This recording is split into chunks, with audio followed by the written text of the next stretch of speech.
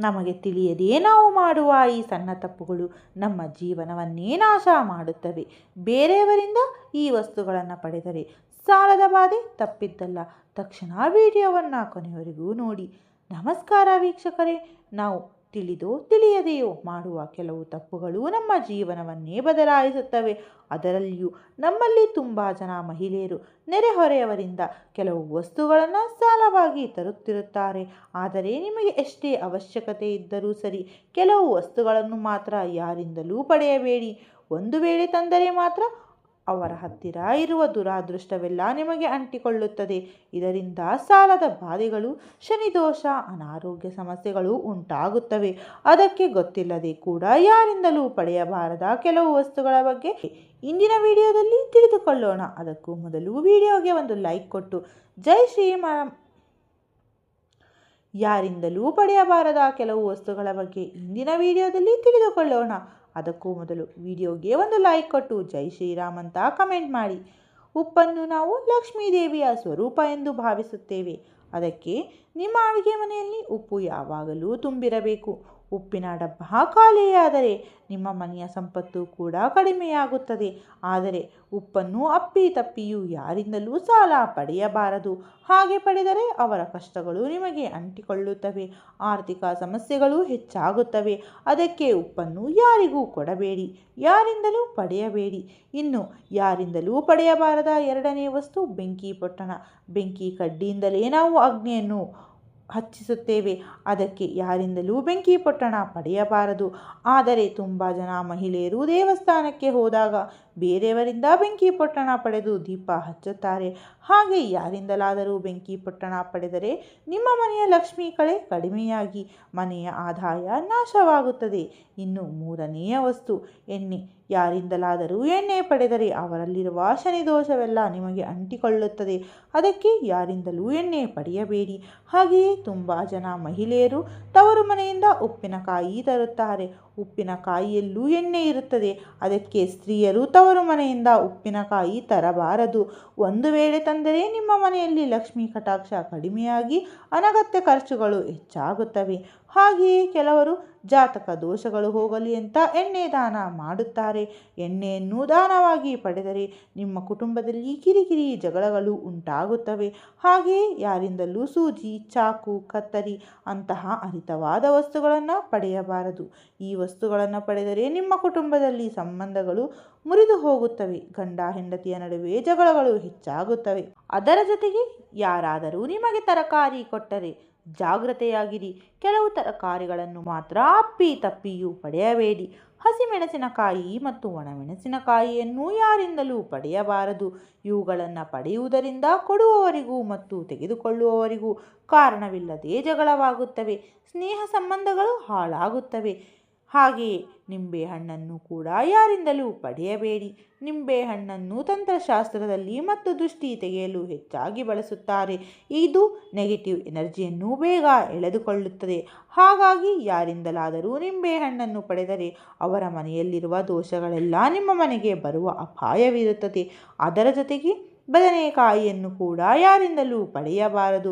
ಬದನೆಕಾಯಿಯನ್ನು ಶನಿಗ್ರಹದ ಪ್ರಭಾವ ಇರುವ ತರಕಾರಿ ಎಂದು ಭಾವಿಸುತ್ತಾರೆ. ಅದಕ್ಕೆ ಬೇರೆಯವರಿಂದ ಬದನೆಕಾಯಿಯನ್ನು ಉಚಿತವಾಗಿ ಪಡೆದರೆ ಅವರ ಜಾತಕದಲ್ಲಿರುವ ಶನಿ ದೋಷಗಳು ನಿಮಗೆ ಅಂಟಿಕೊಳ್ಳುವ ಅಪಾಯ ಇದೆ. ಇದರಿಂದ ಕೆಲಸದಲ್ಲಿ ಅಡೆತಡೆಗಳು ಉಂಟಾಗುತ್ತವೆ. ಹಾಗೆಯೇ ಕುಂಬಳಕಾಯಿಯನ್ನು ಕೂಡ ಯಾರಿಂದಲೂ ಉಚಿತವಾಗಿ ಪಡೆಯಬಾರದು. ಕುಂಬಳಕಾಯಿಯನ್ನು ಶುಭ ಕಾರ್ಯಗಳಿಗೆ ಅಥವಾ ದೃಷ್ಟಿ ತೆಗೆಯಲು ಬಳಸುತ್ತಾರೆ. ಇದನ್ನು ಉಚಿತವಾಗಿ ಪಡೆದರೆ ಮನೆಯ ಸೌಭಾಗ್ಯ ಕಡಿಮೆಯಾಗಿ ಮಾನಸಿಕ ಆತಂಕಗಳು ಹೆಚ್ಚಾಗುತ್ತವೆ. ಇನ್ನು ಈರುಳ್ಳಿ ಮತ್ತು ಬೆಳ್ಳುಳ್ಳಿಯನ್ನು ಕೂಡ ಯಾರಿಂದಲೂ ಪಡೆಯಬೇಡಿ. ಇವು ತಾಮಸಿಕ ಆಹಾರಗಳು. ಇವುಗಳನ್ನು ಬೇರೆಯವರಿಂದ ಪಡೆದರೆ ಮನೆಯಲ್ಲಿ ಪ್ರಶಾಂತಿ ಹಾಳಾಗಿ ಕೋಪ ಜಾಸ್ತಿಯಾಗುತ್ತದೆ. ಹಾಗೆಯೇ ಗೆಡ್ಡೆ ಗೆಣಸುಗಳನ್ನು ಕೂಡ ಪಡೆಯಬೇಡಿ. ಇದರಿಂದ ಶತ್ರುಗಳು ಹೆಚ್ಚಾಗುವ ಸಾಧ್ಯತೆ ಇರುತ್ತದೆ. ಇನ್ನು ಕೊತ್ತಂಬರಿ ಸೊಪ್ಪು, ಕರಿಬೇವನ್ನು ಕೂಡ ಉಚಿತವಾಗಿ ಪಡೆಯಬೇಡಿ. ಇವು ಸಣ್ಣ ವಸ್ತುಗಳೇ ಆದರೂ ಪದೇ ಪದೇ ಉಚಿತವಾಗಿ ಪಡೆಯುವುದರಿಂದ ಮನೆಯ ಗೌರವ ಮರ್ಯಾದೆ ಕಡಿಮೆಯಾಗುತ್ತದೆ. ಇನ್ನು ಯಾರಿಂದಲೂ ಅಪ್ಪಿ ತಪ್ಪಿಯೂ ಬಾಚಣಿಕೆ ಪಡೆಯಲೇಬೇಡಿ. ಬೇರೆಯವರ ಬಾಚಣಿಕೆ ಬಳಸಿದರೆ ನಿಮ್ಮ ಜಾತಕದಲ್ಲಿ ಗುರುಬಲ ಕಡಿಮೆಯಾಗಿ ದುರಾದೃಷ್ಟ ಬೆನ್ನಟ್ಟುತ್ತದೆ. ಹಾಗೆಯೇ ಆರೋಗ್ಯ ಸಮಸ್ಯೆಗಳು ಕೂಡ ಬರುತ್ತವೆ. ಹಾಗೆಯೇ ಚಪ್ಪಲಿಯನ್ನು ಕೂಡ ಯಾರಿಂದಲೂ ಪಡೆಯಬೇಡಿ. ಯಾರಾದರೂ ನಿಮಗೆ ಚಪ್ಪಲಿಯನ್ನು ಉಡುಗೊರೆಯಾಗಿ ಕೊಟ್ಟರೆ ಅಥವಾ ಹಳೆ ಚಪ್ಪಲಿಯನ್ನು ಕೊಟ್ಟರೂ ತೆಗೆದುಕೊಳ್ಳಬೇಡಿ. ಇದರಿಂದ ಅವರ ದಾರಿದ್ರ್ಯ ಮತ್ತು ಕಷ್ಟಗಳೆಲ್ಲ ನಿಮ್ಮ ಮನೆಗೆ ಸೇರುತ್ತವೆ. ಹಾಗೆಯೇ ನಮ್ಮಲ್ಲಿ ತುಂಬ ಜನ ಒಬ್ಬರು ಬಳಸಿದ ಬಟ್ಟೆಗಳನ್ನು ಇನ್ನೊಬ್ಬರು ಹಾಕಿಕೊಳ್ಳುತ್ತಾರೆ. ಹೀಗೆ ಮಾಡಲೇಬಾರದು. ಬೇರೆಯವರ ಬಟ್ಟೆಗಳನ್ನು ಧರಿಸಿದರೆ ಅವರಲ್ಲಿರುವ ನೆಗೆಟಿವ್ ಎನರ್ಜಿ ನಿಮ್ಮ ದೇಹಕ್ಕೆ ಸೇರುತ್ತದೆ. ಇನ್ನು ಕೈಗೆ ಹಾಕಿಕೊಳ್ಳುವ ಗಡಿಯಾರವನ್ನು ಕೂಡ ಯಾರಿಂದಲೂ ಪಡೆಯಬಾರದು. ಅವರ ದುರಾದೃಷ್ಟ ನಿಮಗೆ ಅಂಟಿಕೊಳ್ಳುತ್ತದೆ. ಹಾಗೆಯೇ ಛತ್ರಿಯನ್ನು ಕೂಡ ಯಾರಿಂದಲೂ ಪಡೆಯಬೇಡಿ. ಇದರಿಂದ ಕುಟುಂಬದಲ್ಲಿ ಸುಖ ಸಂತೋಷ ಕಡಿಮೆಯಾಗುತ್ತದೆ. ಅದೇ ರೀತಿ ಹೂಗಳನ್ನು ಕೂಡ ಪಡೆಯಬೇಡಿ. ದೇವರಿಗಾಗಿ ಕಿತ್ತ ಹೂಗಳನ್ನು ನಾವು ಪಡೆಯಬಾರದು. ಇದರಿಂದ ನಮ್ಮ ಪೂಜೆಯ ಫಲ ಸಿಗುವುದಿಲ್ಲ. ಇನ್ನು ಬೇರೆಯವರು ಧರಿಸಿದ ಉಂಗುರ ಅಥವಾ ಆಭರಣವನ್ನು ನಾವು ಧರಿಸಬಾರದು. ಉಂಗುರಗಳು ಮನುಷ್ಯನ ಗ್ರಹ ದೋಷಗಳನ್ನು ಹೊಂದಿರುತ್ತವೆ. ಅವುಗಳನ್ನು ಧರಿಸಿದರೆ ಅವರ ಗ್ರಹಗತಿ ನಮಗೆ ಅಂಟಿಕೊಳ್ಳುತ್ತದೆ. ಹಾಗೆಯೇ ಕರವಸ್ತ್ರ, ಪೊರಕೆ, ದೇವರ ವಿಗ್ರಹಗಳು, ಕನ್ನಡಿ ಮತ್ತು ಪುಸ್ತಕಗಳನ್ನು ಕೂಡ ಯಾರಿಂದಲೂ ಪಡೆಯಬಾರದು. ಕರವಸ್ತ್ರ ಪಡೆದರೆ ಜಗಳವಾಗುತ್ತದೆ. ಪೊರಕೆ ಲಕ್ಷ್ಮೀ ದೇವಿಯ ಸಂಕೇತ. ಬೇರೆಯವರ ಮನೆಯಿಂದ ಪೊರಕೆ ತಂದರೆ ನಮ್ಮ ಮನೆಯ ಲಕ್ಷ್ಮಿ ಹೊರಗೆ ಹೋಗುತ್ತಾಳೆ. ದೇವರ ವಿಗ್ರಹಗಳನ್ನು ಕೂಡ ಹಾಗೆ ತರಬಾರದು. ಇನ್ನು ಪುಸ್ತಕಗಳನ್ನು ಓದಲು ತಂದರೂ ಅದನ್ನು ಮರಳಿ ಕೊಡದಿದ್ದರೆ ಸರಸ್ವತಿ ದೋಷ ಅಂಟಿಕೊಳ್ಳುತ್ತದೆ. ಇನ್ನು ನಾವು ಅಪ್ಪಿತಪ್ಪಿಯೂ ಮಾಡಬಾರದ ಕೆಲವು ತಪ್ಪುಗಳ ಬಗ್ಗೆ ತಿಳಿದುಕೊಳ್ಳೋಣ. ತುಂಬ ಜನ ಮಹಿಳೆಯರು ತಡವಾಗಿ ಮನೆ ಮುಂದೆ ರಂಗೋಲಿ ಹಾಕುತ್ತಾರೆ. ಆದರೆ ಸೂರ್ಯ ಬಂದ ಮೇಲೆ ರಂಗೋಲಿ ಹಾಕಬಾರದು.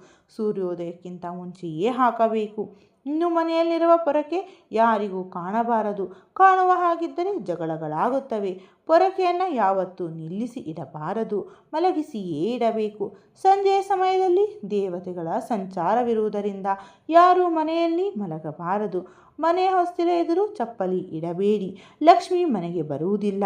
ಮನೆ ಯಾವತ್ತೂ ಕತ್ತಲಾಗಿರಬಾರದು. ಬೆಳಕು ಬೀಳುವಂತೆ ನೋಡಿಕೊಳ್ಳಿ. ಊಟ ಮಾಡುವಾಗ ಪೂರ್ವಕ್ಕೆ ಮುಖ ಮಾಡಿ ಕುಳಿತು ಊಟ ಮಾಡಿ. ಊಟ ಮಾಡಿದ ತಟ್ಟೆಯಲ್ಲಿ ಕೈ ತೊಳೆಯಬೇಡಿ. ಮಂಚದ ಮೇಲೆ ಕುಳಿತು ಊಟ ಮಾಡಬೇಡಿ. ಇದರಿಂದ ಸಾಲಬಾಧೆ ಹೆಚ್ಚಾಗುತ್ತದೆ. ಒಗೆಯದ ಕೊಳೆ ಬಟ್ಟೆಗಳನ್ನು ಮನೆಯಲ್ಲಿ ಇಡಬೇಡಿ. ಬಾಗಿಲು ತೆಗೆಯುವಾಗ ಅಥವಾ ಹಾಕುವಾಗ ಶಬ್ದವಾಗದಂತೆ ನೋಡಿಕೊಳ್ಳಿ. ಬಾಯಿಯಿಂದ ಉಗುರು ಕಚ್ಚಬೇಡಿ. ಇದರಿಂದ ದಾರಿದ್ರ್ಯದ ಜೊತೆಗೆ ಸೂರ್ಯ ಕೂಡ ದುರ್ಬಲನಾಗುತ್ತಾನೆ. ಮನೆಯಲ್ಲಿ ಒಣಗಿದ ಗಿಡಗಳು ಅಥವಾ ಒಡೆದ ಕನ್ನಡಿ ಇಟ್ಟುಕೊಳ್ಳಬೇಡಿ. ನಲ್ಲಿಯಿಂದ ನೀರು ಲೀಕ್ ಆಗದಂತೆ ನೋಡಿಕೊಳ್ಳಿ. ಇಂತಹ ಸಣ್ಣ ಸಣ್ಣ ನಿಯಮಗಳನ್ನು ಪಾಲಿಸಿದರೆ ನಿಮ್ಮ ಮನೆಯಲ್ಲಿ ಸುಖ ಸಂತೋಷ ಹೆಚ್ಚಾಗುತ್ತದೆ. ಈ ವಿಡಿಯೋ ನಿಮಗೆ ಇಷ್ಟವಾಗಿದ್ದರೆ ದಯವಿಟ್ಟು ಒಂದು ಲೈಕ್ ಮಾಡಿ. ನಮ್ಮ ಚಾನಲನ್ನು ಸಬ್ಸ್ಕ್ರೈಬ್ ಮಾಡಿಕೊಂಡು ಜೈ ಶ್ರೀರಾಮ್ ಅಂತ ಕಮೆಂಟ್ ಮಾಡಿ. ಧನ್ಯವಾದಗಳು.